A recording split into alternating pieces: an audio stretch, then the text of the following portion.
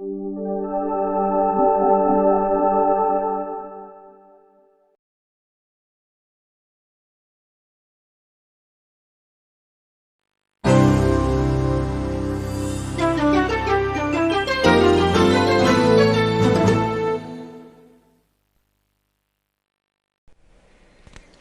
this is Romeo Cat Computers, and today I have an electrical demonstration board I recently built. So before I show you it working and everything like that, I'm going to quickly go over this little box here. So this is made by Square D. I got it off of Amazon for $15. Holds two QO breakers. Make sure you know what breakers you're going to get. And you can wire it up for two-phase, but because I don't just have a two-phase outlet sitting around, I have it wired up for one phase.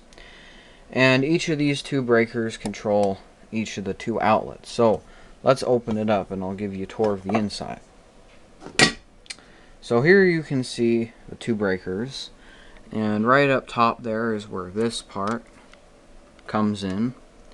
And because it's one phase, it goes into that, and then it jumps over to that one. So both of these breakers are on the same phase.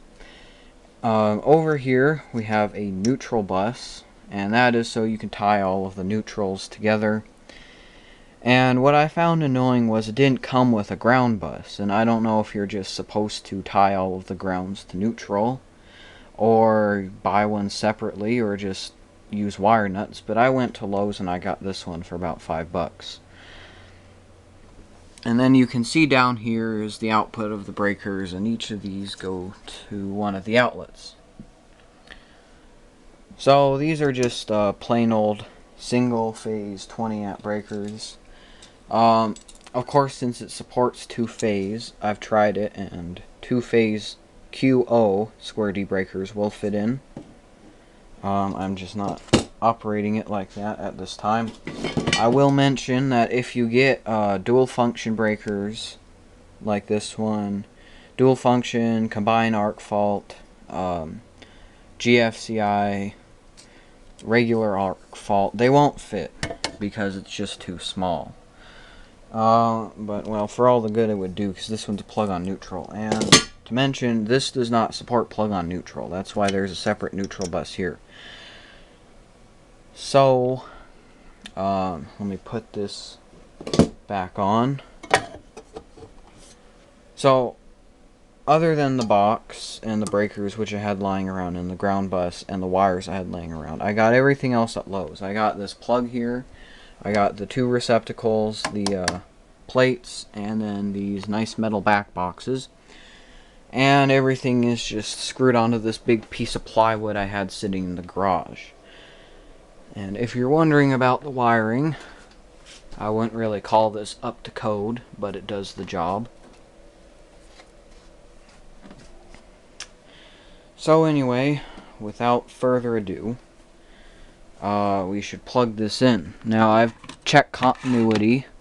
All the neutrals are connected together, all the grounds and all the hots. And there's no crossover between any of those. That would be bad. So, let's plug it in.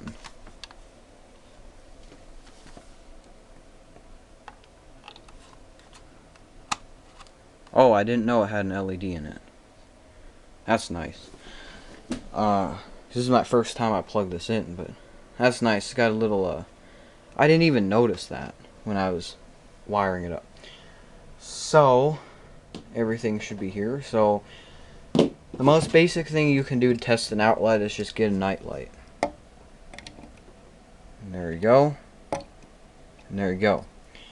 Now, if you want a bit more of a sophisticated result, you can get one of these at the hardware store for a couple of bucks. You can see it's got a red, orange, and orange, and here's a graph to show what combinations mean what. And it'll tell you if your neutral and hot are switched, if the ground is not connected, if there's a open neutral, I don't know. It'll do all kinds of stuff, including it'll also test GFCIs. But for a correct outlet, it should be off, on. So let's give that a try. Then there you go. So let's plug in this again. These are really new outlets, so the contacts are pretty stiff. So now if I flick this one off, it'll do that, and back on, and same with this one. So there you go. So that is the demonstration board. I may be adding to it in the future. I might put GFCI outlets, I don't know. But if you want to build this, it's probably less than $30. Part of it was that I did have some of these parts lying around, so it may be more like $40. But it's pretty cheap, and it's a nice project you can do. So anyway, thank you for watching, and I hope to see you in the next video.